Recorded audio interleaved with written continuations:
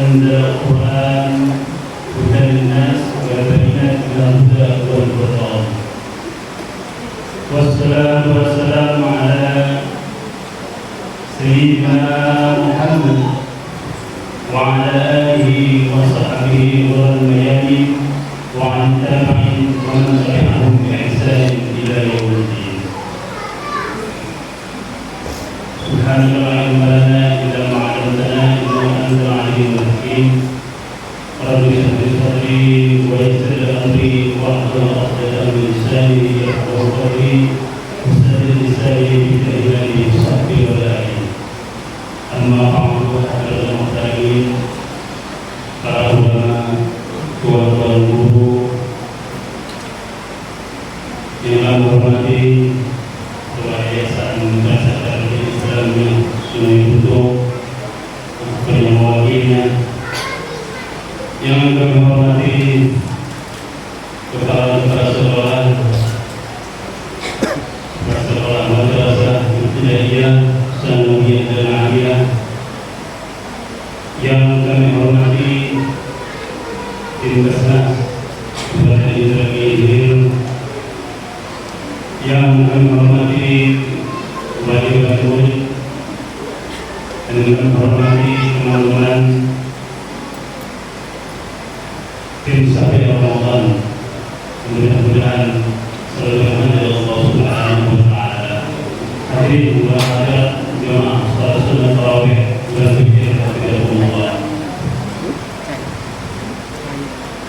Syukur alhamdulillah dan hadirinnya dan mengucapkan alhamdulillah kepada Allah Subhanahu wa taala karena dengan hidayah dan inayahnya, dengan pertolongannya kita bisa hadir di tempat ini, kita bisa beribadah di tempat ini, kita bisa hadir di tempat ini untuk memperingati nuzul Quran. Itu semua tidak lain dan bukan adalah qadratnya Allah, takdirnya Allah, inayah dan taufiknya Allah Subhanahu wa taala. Kemudian salawat dan salam selalu tercurahkan kepada junjungan alam Sayyidina Muhammad. Allahumma salli wa sallim ala Sayyidina Muhammad. Para hadirin wa hadirat rahimakumullah, sebelumnya saya ingin tanya, apakah tolong suara saya ini bisa dengar? Saya jadi pada malam hari ini 17 Ramadan itu kita memperingati nuzul Al-Quran. Artinya turun Al-Quran pada malam 17 Ramadan sesuai yang telah dibacakan oleh tadi, syahrul Ramadan dari unzila fihi Al-Quran dari nas wa bayyinat minal huda wal furqan. Jadi bulan Ramadan ini selain kita diwajibkan oleh Allah Subhanahu wa taala berpuasa, kita pun dianjurkan untuk banyak-banyak membaca Al-Quran. Sebab kenapa? Bulan Ramadan di situ diturunkan Al-Quran. Unzila fihi Al-Quran, diturunkan di dalamnya Al-Quran. Buat apa? Hudan linnas, sebagai petunjuk bagi manusia sekalian alam ini. Kapan diturunkan? Diturunkan tepat pada malam Lailatul Qadar. Sesuai dengan firman Allah, Inna anzalnahu fi Lailatul Qadar.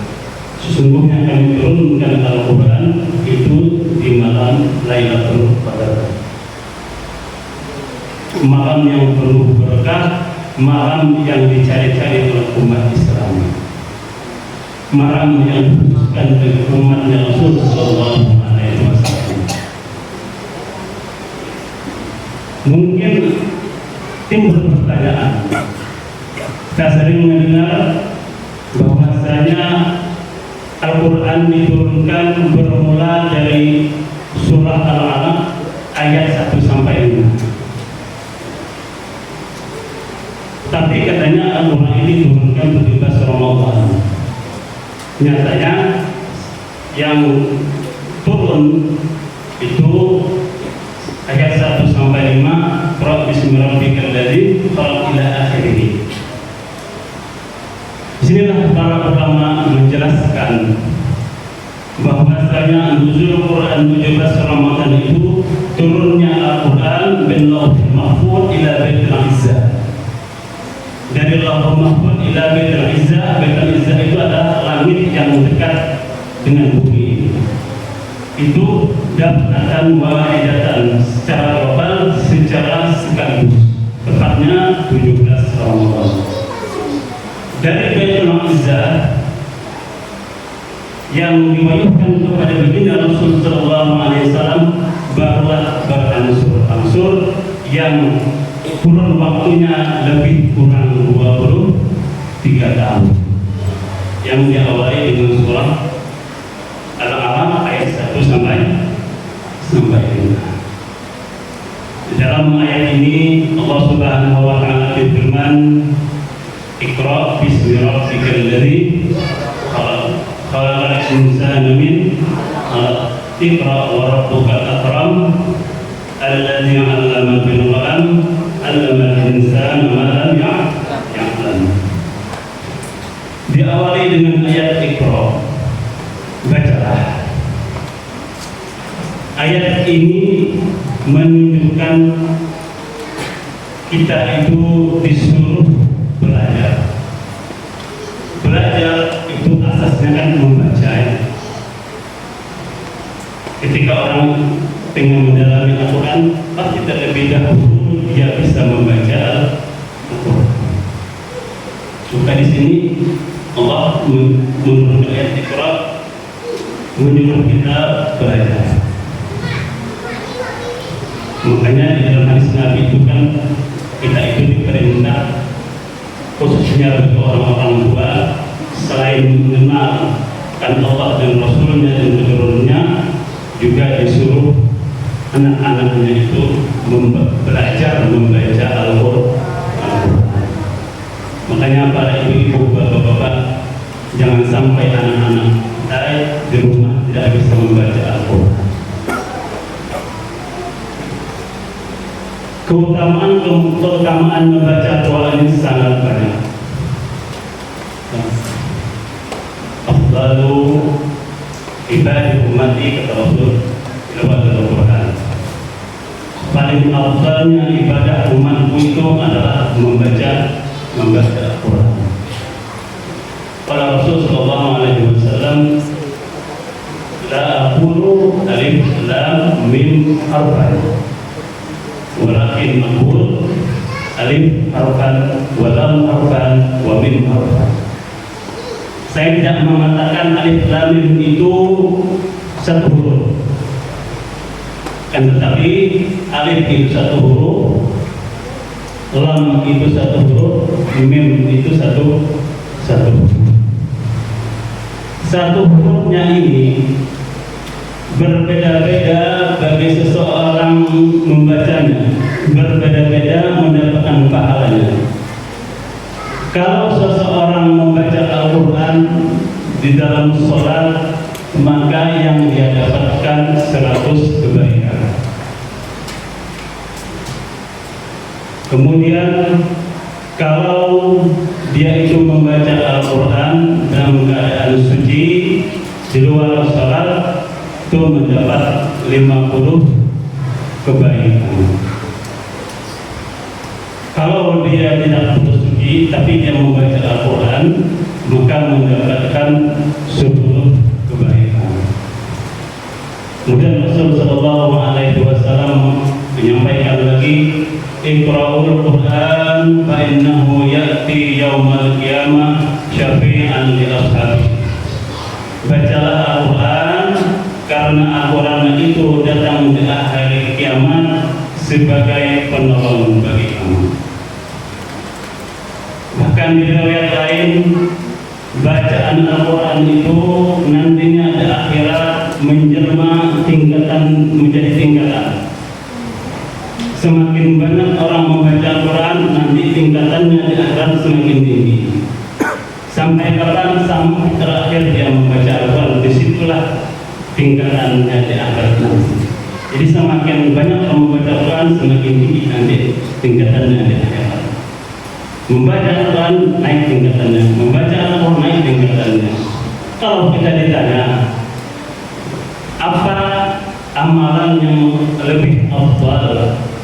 Kalau yang membaca, contohnya membaca, apakah membaca tasbih, membaca tahmid, membaca tahlil atau membaca Quran? Para ulama muktamad mengatakan yang lebih afdal adalah membaca Al-Quran. Membaca tahlil bagus, tapi lebih utama adalah membaca Quran, lebih ada di bulan suci Ramadan.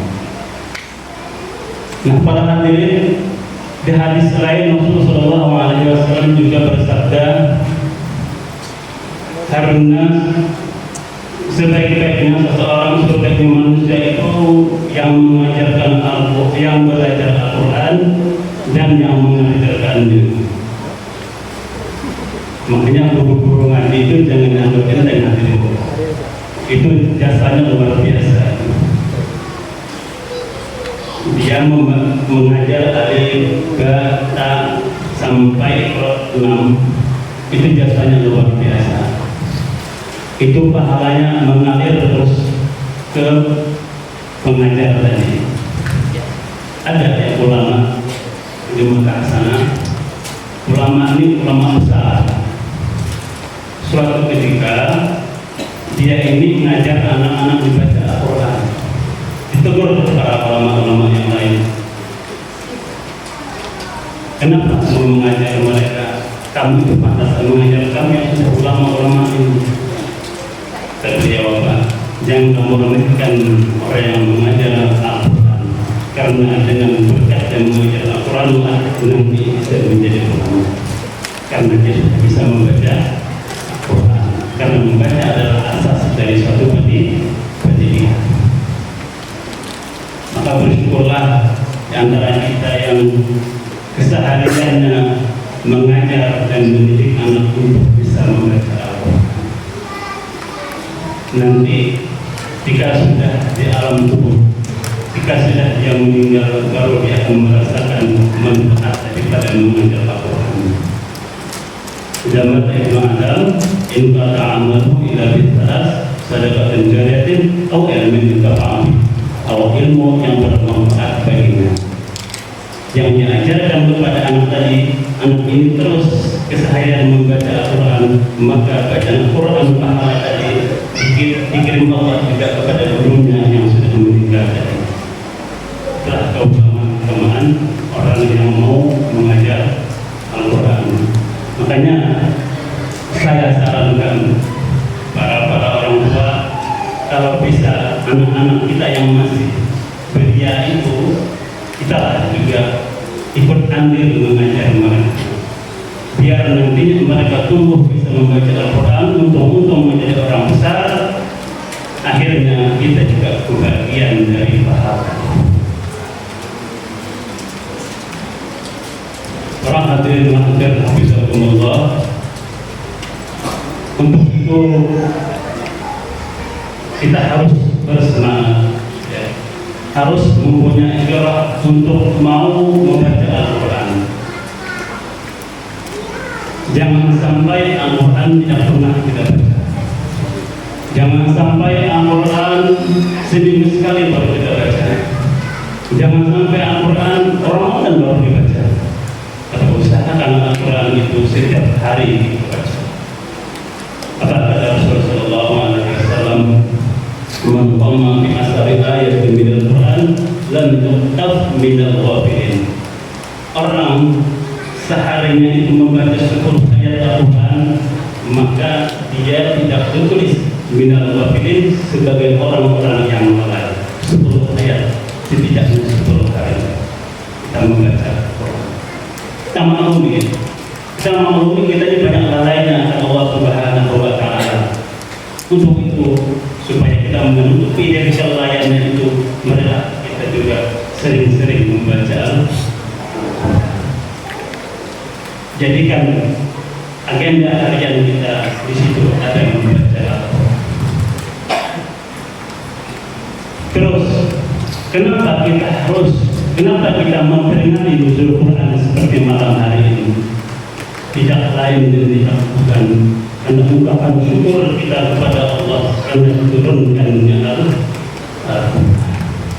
Kami memperingati mulai Nabi syukur nikmat yang besar yang bisa kita rasakan saat ini, yang merupakan mukjizatnya Rasul Sallallahu Alaihi Wasallam itu Al-Quran sudah. Kalau tidak ada Al-Quran mungkin kita sudah bingung kemana mau arah diri ini. Karena Rasul mengatakan saya tinggalkan kepada kalian dua perkara, Al-Quran dan Sunnah. Di riwayat lain ada keturunan Al-Quran pegangan kita. Dan jangan kita merasa tersisih, merasa rugi, apalagi dengan kita membaca Al-Quran, mendalami Al-Quran. Al-Quran tidak mungkin terubah. Al-Quran tidak mungkin bisa dipermainkan oleh orang lain. Karena Allah sendiri menyebutkan, Inna nahnu nazalna Al-Quran wa inna lahu lahafidhun. Kami yang menurunkan Al-Quran dan kami yang akan menjaga Al-Quran. Coba kita lihat kejadian hari ini. Ada sebagian orang yang mau menghapus ayat-ayat Al-Quran, ya. Tapi semua itu dengan berkat para ulama, akhirnya orang pun menjadi tersangka. Tidak akan bisa. Kalau ada orang mau menistakan Al-Quran, pasti dia dinistakan oleh Allah Subhanahu wa Ta'ala. Sudah terbukti, sudah bukti di negeri. Para hadirin hadirat Allah, jadi ungkapan syukur kita atas nuzul Al-Quran, turunan Al-Quran ini, maka kita mengadakan acara seperti ini. Kita bacakan Al-Quran, kita diisi situ pengajian yang tidak lain tidak bukan kembali lagi karena bersyukur kepada Allah. Syukur itu adalah ilmu ila bitas. Namanya syukur itu tidak akan sebut kecuali dengan tiga. Ilmu. Ya. Syukur itu harus ada ilmunya. Apa ilmunya? Ma'rifatul ni'mat minal mun'im. Kita harus mengetahui, ya, harus mengetahui bahwasanya nikmat itu pasti dari zat yang memberi nikmat. Semua yang di dunia ini, kenikmatan yang di dunia itu datangnya dari Allah. Kemudian kita merasa syukur, merasa bahagia. Bahagia kenapa? Karena diberikan nikmat berupa Al-Quran. Kemudian pengamalannya apa? Kita amalkan Al-Quran sesuai dengan anjurannya Allah, sesuai dengan anjurannya Rasulullah. Kita baca itu Al-Quran, itu merupakan tanda kita syukur atas diturunkannya Al-Quran. Para hadirin dan hadirat hafizahumullah, ada seorang ulama menyebutkan seperti ini, Iza ta'awwal qalbu lam yashba' minal Quran. Kalau hati seseorang itu suci, maka dia tidak bakalan puas membaca Al-Quran. Buktinya apa? Kalau kita melihat sejarah ulama, Imam Syafi'i pada bulan suci Ramadan beliau menghatamkan 60 kali Al-Quran. Imam Abu Hanifah fil laila di satu malam bisa menghatamkan Al-Quran, kemudian sehari juga bisa menghatamkan Al-Quran. Beda sama kita ya. Selembar dua lembar sudah ngantuk, sudah mau untuk apa? Sudah mau pergi, sudah pulas-pulas kemana-mana. Berarti hati kita ini perlu dicari penyakitnya. Berarti hati kita ini perlu dibersihkan. Para ulama menyebutkan itu ada 5 perkara. 5 perkara cara seseorang untuk Salah satunya qiraatul Quran bil tadabbur.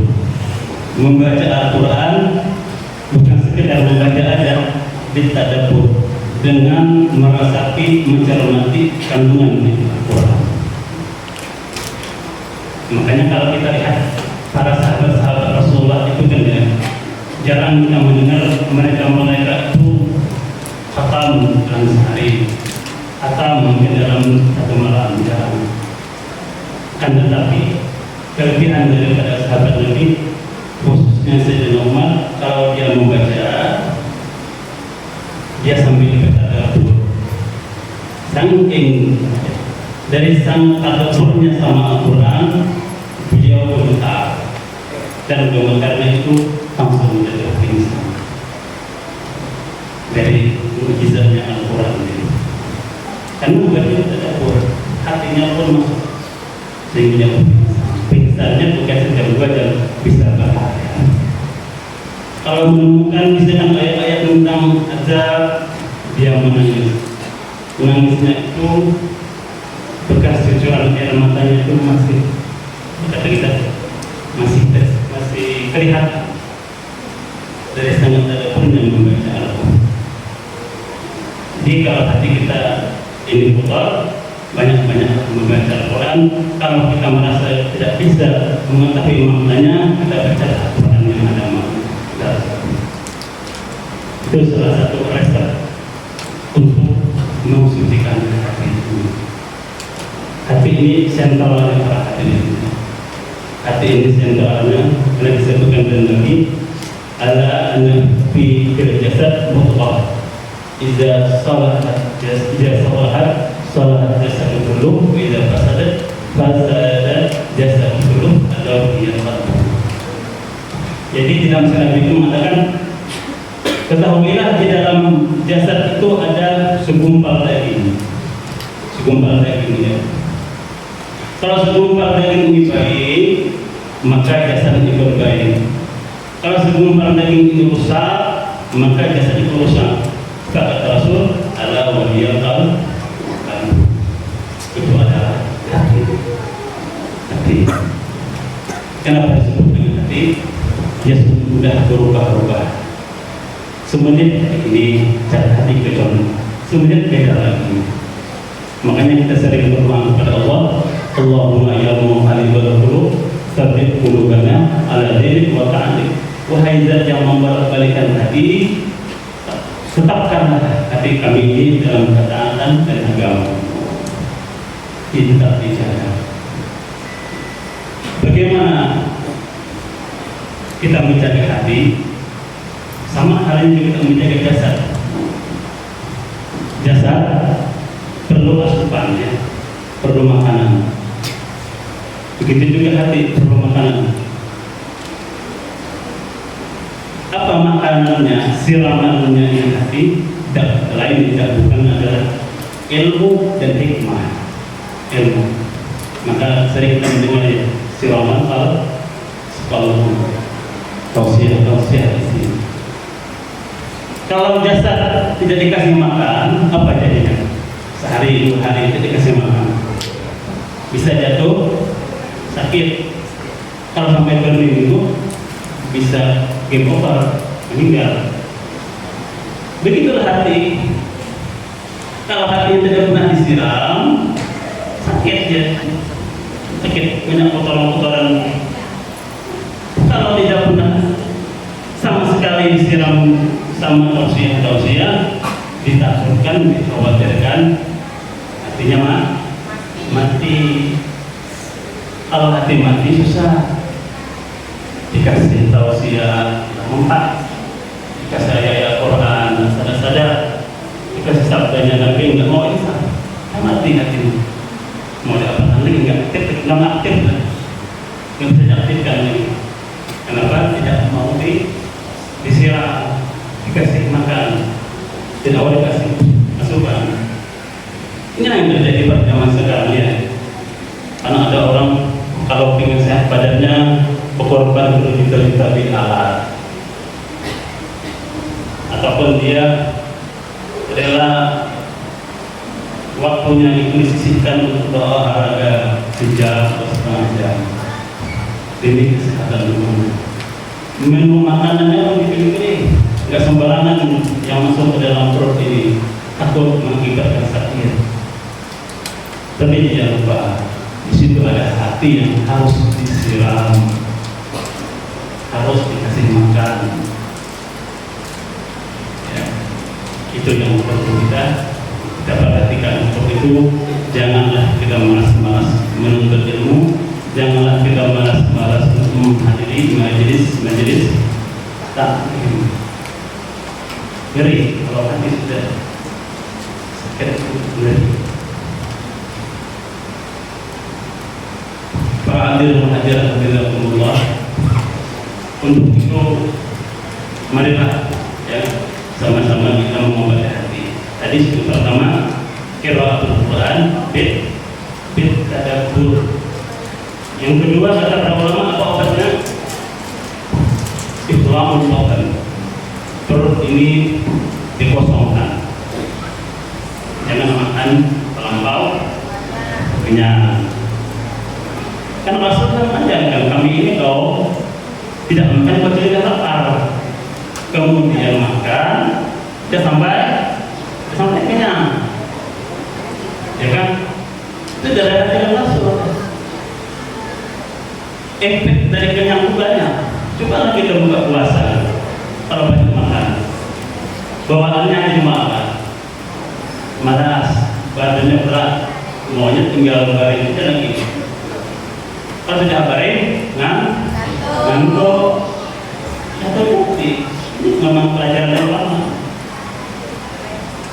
Apa kata ulama ya? Kalau seseorang itu, umat ini mau mengamalkan ayat Quran, kulu wasyrabu wala tusrifu, cukup ya. Makan, minum, terakhir jangan berlebihan. Itu kuncinya, jangan berlebihan. Sesuatu kalau berlebih tidak bagus. Dalam ibadah aja kalau kita wudu kan semuanya 3 kali ya. Kalau berlebihan sampai 5 kali 6 kali makruh. Jangan berlebihan. Apalagi kalau selalu makan makanan. Orang kalau banyak makan, kalau banyak minum. Makanya kata ulama kalau kita puasa dulu, sahur itu jangan makan terlalu banyak. Kalau terlalu banyak makan, haus. Ya kan? Siap haus. Makan sedikit sekedarnya aja, minum saja. Biar siang itu hausnya biar kita terlalu. Jadi kulu wasyrabu wala tusrifu ini, dan ini ya obat yang diberikan para ulama seperti ini. Kalau orang mau mengamalkan tadi itu jangan berlebihan tadi, maka tubuhnya pun jadi sehat. Ini ada dokter kalau boleh makan ini dok, boleh, jangan berlebihan. Saya bilang boleh makan ini, boleh, tapi jangan banyak. Ini sedikit saja. Itu ilmu akibat, ilmu dokter yang sudah disebutkan dalam Al-Quran. Ini pernah kejadian di zaman Rasul hadirin. Jadi zaman Rasul itu ada di delegasi itu dikirim kalau bahasa kita sekarang dokter ya, dikirim ke kota Madinah untuk mengobati pasien. Tapi si dokter ini berhari-hari, berminggu-minggu, berbulan-bulan tidak pernah dikunjungi sama pasien. Dokternya nganggur, nggak pernah bekerja. Kerja kantor kita ya. Kalau kantor kita ya di klinik tiap malam pasti ramai. Lebihnya. Jadi zaman itu tuh pasien tidak pernah datang, nganggur. Akhirnya bosan ini si dokter, tapi bosan. Mengadu, kemudian dicarilah kenapa di kota Madinah ini tidak ada orang yang sakit. Lagi-lagi mereka sana makannya itu tidak berlebihan, sehat badannya. Dan yang lebih penting, kenapa kita tidak banyak mengkonsumsi makanan supaya hati kita tidak keras. seperti mengosongkan perut ini salah satu cara untuk mengobati. Yang ketiga, terapi ya, cara mengobati hati itu adalah qiyamul lail, bangun di malam hari, malam bangun beribadah, merenungkan diri di hadapan Allah Subhanahu wa Ta'ala. Kalau kita jadi Allah, tidak apa-apanya, semua sudah ditakdirkan Allah, semua sudah ditentukan sama Allah. Kita hanya menjalankan sebagai peran saja. Kita seperti itu, la haula wala quwwata illa billahil aliyyil azim. Ini bisa hati. Hati kita itu merasa pecah, tidak ada timbul sombong, canda, itu yang kalau Bapak mau seperti itu, bangunlah di tengah malam ketika orang-orang dalam keadaan tidur. Yang keempat, terapi hati itu adalah waktu sahur, berdoa di waktu sahur. Sahur itu ya sebelum waktu sahur. Itu kita dianjurkan untuk banyak-banyak berdoa, bermunajat sama Allah dengan hati yang khusyuk, meminta maaf pada waktu itu. Yang kelima, mujalatus sholihin, berkumpulan sama orang soleh. Soal berkumpul, berteman, bergaul, itu para hadirin sangat banyak manfaatnya, sangat banyak pengaruhnya. Makanya di dalam hadis itu disebutkan almarhum ala dini khalil. Kalau ingin melihat seseorang, kalau melihat seseorang, lihat dari temannya keseharian, teman sejabatnya atau teman yang bekerja, teman yang lain. Disitulah cara melihat karakter seseorang. Apalagi ya, perkumpulan adik-adik kita ini, kalian itu harus pintar-pintar mencari teman, mencari sohib. Karena kebanyakan dari teman-teman, dia baik orangnya, tapi salah mencari teman, hanya ikut terjerumus. Di sini perhatian saya ingin membacakan sedikit ya perkataan para ulama tentang bagaimana menjelaskan sama seseorang itu pasti ada pengaruhnya. Kalau Al-Qayyim menjalasa ma'asamanya tersunat zadallahu zamanya tasyir. Yang pertama, menjalasa ma'adunya zadallahu ke dunia wal badari tidak. Jadi kalau orang berkumpul sama orang kaya, nanti Allah Subhanahu wa Ta'ala tambahkan di hatinya itu hubud dunia, cinta sama dunia, pengen bersama dunia.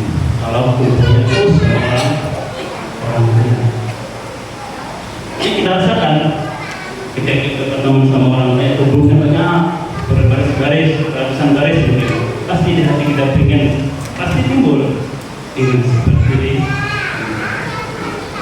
Pengaruh kalau kita duduk bersama orang kaya, nanti kecintaan kita sama dia tambah. Itu akibat daripada berkumpul sama orang kaya. Waman jalasa ma'al fuqara asallahu syukur wa ridha fi ismatillahi ta'ala. Sekarang kalau kebalikannya, kalau kita sering berkumpul sama orang fakir, orang-orang yang tidak mempunyai harta, apa yang didapatkan dalam hatinya timbul rasa syukur. Alhamdulillah saya seperti ini, ada sedikit harta yang Allah berikan.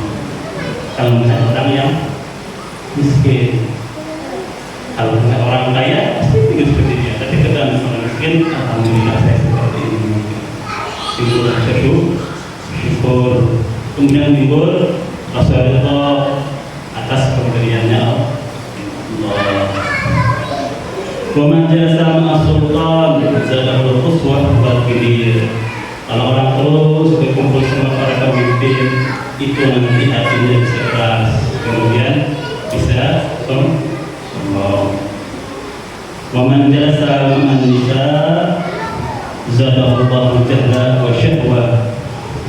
Ini pada ada sekalian, kalau kita seorang sering berkumpul sama perempuan, apa yang didapatkan, syahwatnya makin tinggi. Bagusnya Al-Quran mengatakan ya, wala taqrabu zina. Ini kaca. Berarti mau mendekati zina. Kalau orang pacaran pasti dengan berduaan terus kan ya, laki sama perempuan. Kalau saya berkumpul sama perempuan, ini zada syahwat, ditambahkan syahwatnya. Kalau syahwatnya naik, pasti kejadian nanti zina. Makanya jangan sering ngumpul sama perempuan, apalagi sambil waman jasa ma'asyibian isdada minal lahwi. Kalau kita sering ngumpul sama anak-anak, ini kita sering main seperti dunia anak-anak. Waman jasa ma'al fasal isdada minal jara'ah al-dhunub wa tashwih bil tawbah. Kalau kita sering ngumpul sama orang sering melakukan dosa, nanti apa dikatakan kita juga sering melakukan dosa, kemudian nggak mau tobat. Kumpul sama orang sering melakukan dosa. Wa man jasa ma'a sholihin, nah iya, isdada ghurbatah bil ta'am. Kalau orang sering berkumpul sama orang saleh, maka ditambahkan keinginan selalu untuk menjalankan kata. Terakhir, wa man jalasa ma'al ulama isdada min al-ilmi wal ulama. Kalau kita kumpul sama para ulama, orang-orang alim, maka bertambahlah pada diri kita ilmu dan amal. Kapan macam ini, silahkan mau pilih yang mana. Kalau al-fakir pasti memilih mujaratus soleh, berkumpul sama orang-orang soleh. Enak berkumpul sama orang soleh. Kita mandangnya aja sudah, hati ini sudah dingin, adem. Kita orang soleh, orang-orang yang benar-benar menjalankan sunnah, orang yang benar menjalankan ilmu yang bermanfaat. Jadi di dunia ini kan ya ada kebahagiaan yang bersifat sementara, ada yang kayaknya sehari, ada yang seminggu, ada yang sebulan, ada yang mungkin seumur hidup. Kalau kita punya baju baru, bahagianya berapa hari ini?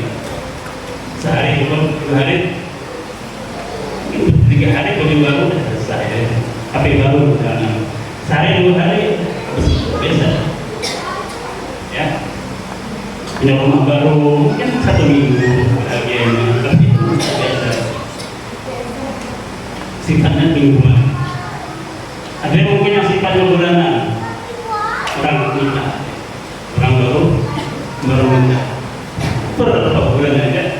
Nanti kalau sudah ketemu baik, buru-burunya sekarang tak perlu ujung-ujung. Kalau orang-orang yang mampu, makanya disebutkan syahrul asal ya, bulan mati, nggak ada bulan tahun, nggak ada bulan. Tapi ada kebahagiaan yang sepanjang masa kalau kita mampu bersama orang. Setiap waktu, setiap zaman kita hidup pasti enak terus semua. Nggak ada dipikir mereka. Yang diberikan ke kita ilmu dan ilmu, amal dan amal. Akhirnya kita pun hidup akan kepada Allah. Kemudian sebagian para ulama juga menyebutkan salah satu terapi hati adalah diam aja, diam pada sesuatu yang tidak ada gunanya. Ya. Kemudian ada juga beliau menambahkan, ini yang paling penting, aklul halal, makan makanan yang ini yang paling penting kalau mau hatinya bersih. Karena kalau makannya halal itu nanti hatinya bersinar. Kalau dia makan yang haram, hatinya gelap. Para hadirin Allah. Jadi kita teruslah memerhatikan hati ini, karena dengan baiknya hati itu juga baik luarnya. Kalau luarnya itu rusak, menandakan hatinya itu tidak rusak. Ya, menandakan hatinya itu rusak. Istilah ulama, istilah dari kalau tahu bersalim, wasalim minal apa dari makhluk. Kalau hati itu selamat, semuanya itu selamat dari sesuatu yang tidak baik. Jadi lagi-lagi perhatikanlah hati. Alhamdulillah, terakhir berakhlak Quran gitu ya, akhlak yang baik pasti ya. Dengan hadisnya itu seperti ini. Ittaqul haitsu ma kunta wa atbi sayyi'atal hasanata wa khaliqin nas bi khuluqin hasan. Bertakwa kamu kepada Allah, wa atbi sayyi'at, ikutilah sesuatu yang jelek itu dengan kebaikan. Kalau kita mengambil kejelekan, nanti kita iringi dengan kebaikan. Terakhir apa? Wa khaliqin nas bi khuluqin hasan. Bergaulah dengan manusia itu dengan apa? Dengan akhlak yang baik. Semua dengan akhlak para hadirin. Makanya misi Rasulullah itu kan khusus liutammima makarimah. Dan inilah yang sekarang itu krisis di dunia kita ya, akhlak. Kalau akhlak tidak dipakai, maka nanti bedanya sama hewan lagi. Salah satu akhlak yang mulai terkikis ya, rasa jujur. Jujur itulah yang banyak terkikis di negeri kita ini. Tidak menepati ketika dia misalkan mengkampanye juga banyak kejadian-kejadian seperti ini. Jadi saat kita bergaul sama orang lain, utamakan akhlak. Kita dengan orang tua berakhlak, dengan orang yang lebih besar, lebih tua dari kita dengan akhlak, dengan yang lebih kecil daripada kita dengan akhlak, dengan hewan harus dengan akhlak. Makanya ilmu itu tidak cukup dengan ilmu saja. Di situ ada namanya zauq, ya, zauq itu rasa. Hati kita ini bisa merasakan ya. Perilaku kita ini baik atau tidaknya, hati ini bisa bercerita. Itu namanya zauq. Saat kita melakukan perilaku kepada orang lain, kalau perilaku ini terlempar ke kita, apakah kita suka atau tidak? Itu kuncinya ya. Kita balikkan ke diri kita.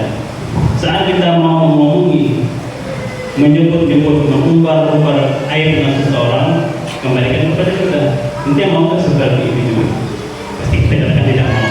Kalau kamu tidak mau aibmu dibuka, maka janganlah kamu membuka aib orang. Jadi lemparkan ke diri kita sebelum kita melemparkan ke orang lain. Itu namanya. Sangat erat kaitannya dengan akhlak. Kalau adik-adik dengan lebih dalam tentang bagaimana akhlak yang baik itu, kalian baca kitab akhlakul pribadi orang yang perempuan, akhlakul dari mana. Itu sangat komplit, sangat luar biasa kitab tersebut yang mengajar itu menerangkan akhlak yang diajarkan Rasulullah. Kalau dengan akhlak yang baik seperti akhlakul Quran itu, yang potretnya Rasulullah itu dan Quran, Rasulullah itu akhlaknya Quran. Ingin berakhlak seperti Al-Quran, tirulah Rasulullah itu sedang menjadi tauladan kita. Semua diajarkan Rasulullah. Sampai kita masuk WC pun, tempat yang kotor itu pun diajarkan Rasulullah sebelum masuk ke berdoa. Mana yang dulu kita dapatkan di alam semua. Para hadirin hadirat Habibullah, mungkin hanya inilah yang dapat saya sampaikan pada kesempatan kali ini. Mudah-mudahan yang saya sampaikan bermanfaat bagi diri saya pribadi. Mudah-mudahan bisa terjawab dari tema kita malam hari ini juga. Dan akhir berdiri di sini bukanlah untuk menceramahi antum-antum sekalian yang ada di sini sama-sama ngaji. Tapi kalaupun hatinya ada terkena memang, lepas dengan saya itu, ketahuilah luka itu kalau belum obat beri. Artinya itu menandakan hati kita itu mau diobat. Itu aja. Wassalamualaikum warahmatullahi wabarakatuh.